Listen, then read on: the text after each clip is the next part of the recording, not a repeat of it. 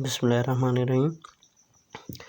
अच्छा, तो बच्चों फोटोसिंथेसिस हम पढ़ रहे थे। फोटोसिंथेसिस होता है दो टाइप्स का, लाइट रिएक्शन और डार्क रिएक्शन। लाइट रिएक्शन से शुरुआत करते हैं। लाइट रिएक्शन क्या है कि ये एक ऐसा प्रोसेस है जिसमें NADPH2 और ATP बनते हैं in the presence of light की मौजूदगी में। इसको लाइट रिएक्शन इसी वजह से कहा जाता है। और दूसरा, इसको फोटोकेमिकल फेज भी कहा जाता है फोटोसिंथेसिस की। और दूसरा, इसे रॉबर्ट हिल्स ने जो है वो स्टडी किया था, डिस्कवर किया था, जिसकी वजह से इसे हिल्स रिएक्शन भी कहते हैं। अब इसके जो है वो दो तरह के इलेक्ट्रॉन ट्रांसफॉर्मेशन होती है लाइट रिएक्शन में। There are two types of electron transformation during light reaction. अब वो कौन सी है कि नॉन साइक्लिक इलेक्ट्रॉन फ्लो यानी कि नॉन साइक्लिक फॉस्फोराइलेशन और cyclic electron flow cyclic phosphorylation. Non cyclic phosphorylation में क्या है कि the formation of ATP during non cyclic flow is called non cyclic phosphorylation. और इसमें क्या होता है कि इलेक्ट्रॉन जो है वो पास करते हैं through photosynthesis. Most common type of electron हो कि ये इलेक्ट्रॉन फ्लो की बहुत ज़्यादा कॉमन टाइप है। और इसमें Z शेप का पाथ भी बनता है, इस वजह से इसको Z स्कीम कहते हैं।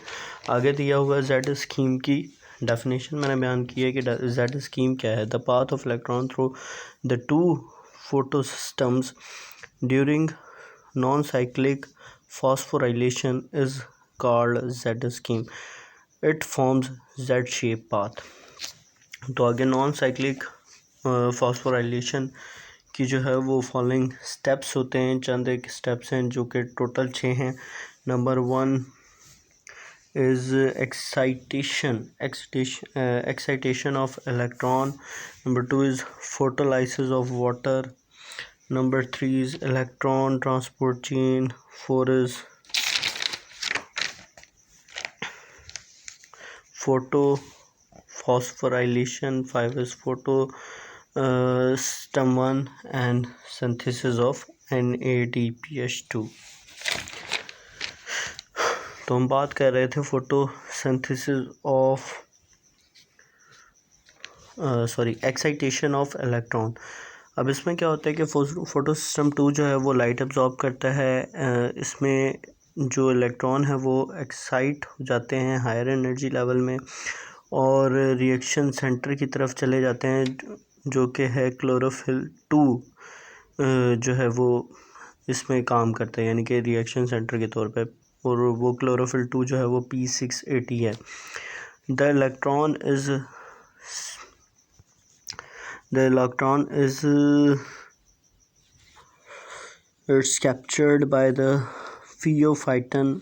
ये एक तरह का प्राइमरी इलेक्ट्रॉन एक्सेप्टर है फोटोसिस्टम 2 का। ठीक, उसके बाद P680 जो है वो पॉजिटिवली चार्ज हो जाता है, अट्रैक्ट करता है इलेक्ट्रॉन्स को MN प्रोटीन से। MN प्रोटीन जो है वो फिर ऑक्सीडाइज्ड हो जाता है और वो जो है as a strong reducing agent act करता है। फिर आता है फोटोलाइसिस ऑफ वाटर, दूसरा स्टेप। अब इसकी डेफिनेशन क्या है कि the splitting of water and release of oxygen during photosynthesis is called photolysis. तो फोटोलाइसिस बेसिकली क्या है कि वाटर का 2 पार्ट्स में डिवाइड हो जाना। ठीक, अब इसमें क्या होता है कि वाटर को 2 हिस्सों में तकसीम कर दिया जाता है। आपको पता है H2O वाटर का फार्मूला है। तो हाइड्रोजन और एटम के मॉलिक्यूल्स, हाइड्रोजन और ऑक्सीजन के एटम्स और मॉलिक्यूल्स में इसको डिवाइड कर दिया जाता है, इस पूरे मॉलिक्यूल को एटम्स और आयंस में। और फिर MN प्रोटीन जो है वो अट्रैक्ट कर लेती है इलेक्ट्रॉन्स को अपनी तरफ। ठीक, ऑक्सीजन जो है वो ऑक्सीजन के साथ मिलता है और बना देता है O2। ठीक, O के साथ मिलता है और रिएक्ट करके O2 बना देता है। ये जो है वो फिर फोटोसिंथेसिस का बाय प्रोडक्ट होता है।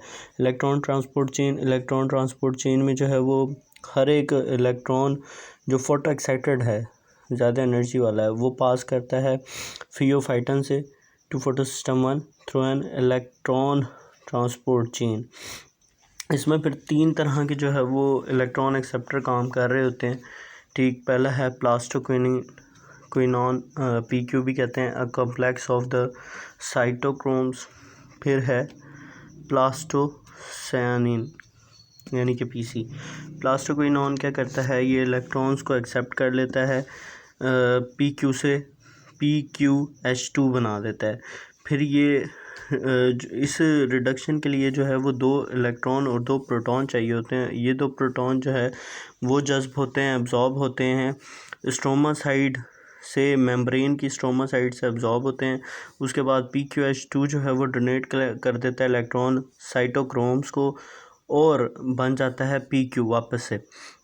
उसके बाद जो है फिर ये जो 2 प्रोटॉन्स थे ये थाइलाकॉइड में रह जाते हैं। फिर ये प्रोटॉन जो है वो वहाँ पे pH को रिड्यूस करते हैं, कम करते हैं। ये लो pH जो है वो फोटोफॉस्फोराइलेशन में काम करती है, मदद देती है। अब जो 2 कॉम्प्लेक्स हमने बात की थी कि साइटोक्रोम्स के, वो 2 कॉम्प्लेक्स कौन कौन से हैं, वो होते हैं साइटोक्रोम B6 जिसमें शामिल है FeS प्रोटीन और साइटोक्रोम F, और तीसरा है प्लास्टोसायानिन।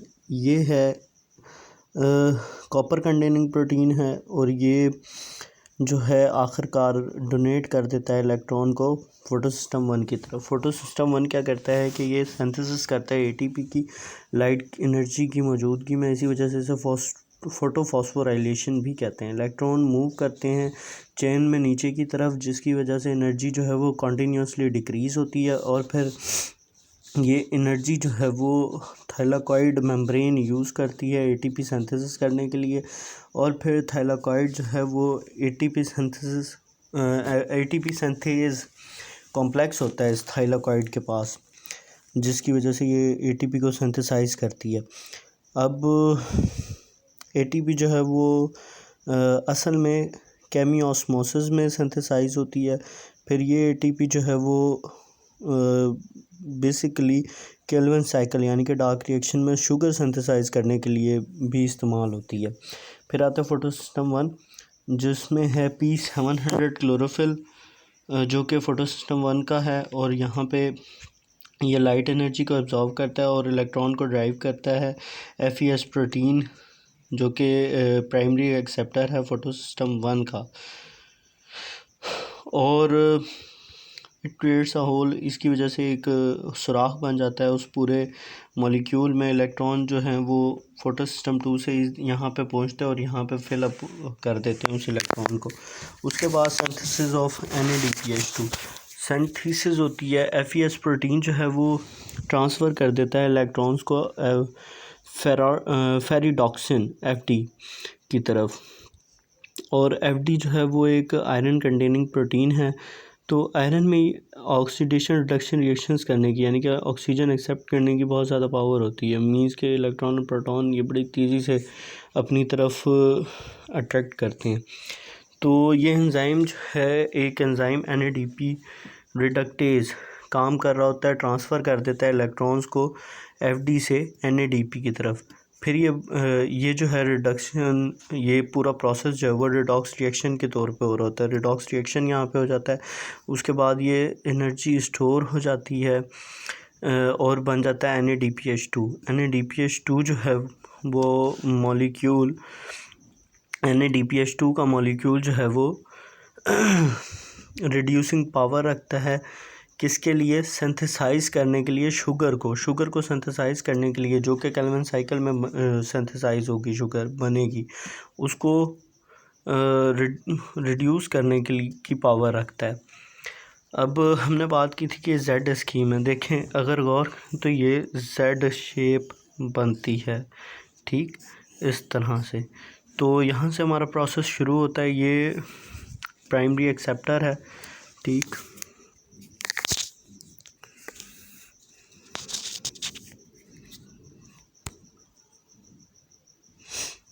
यहाँ से स्टार्ट होता है प्राइमरी एक्सेप्टर, इसके पास ये PQ आ गया, साइटोक्रोम क्रोम कॉम्प्लेक्स है, पीसी आ गया।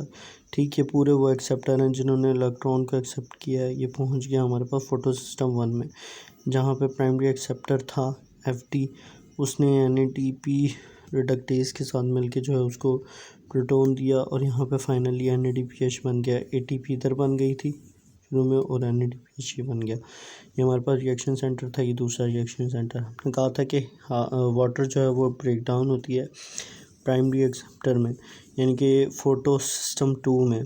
तो हाफ इधर O2 मॉलिक्यूल, यहाँ पे हम O भी लिख सकते हैं, लेकिन ऑक्सीजन O2 होता है तो हाफ कर दिया उसको, ठीक, और फिर H2 2H बन जाते हैं।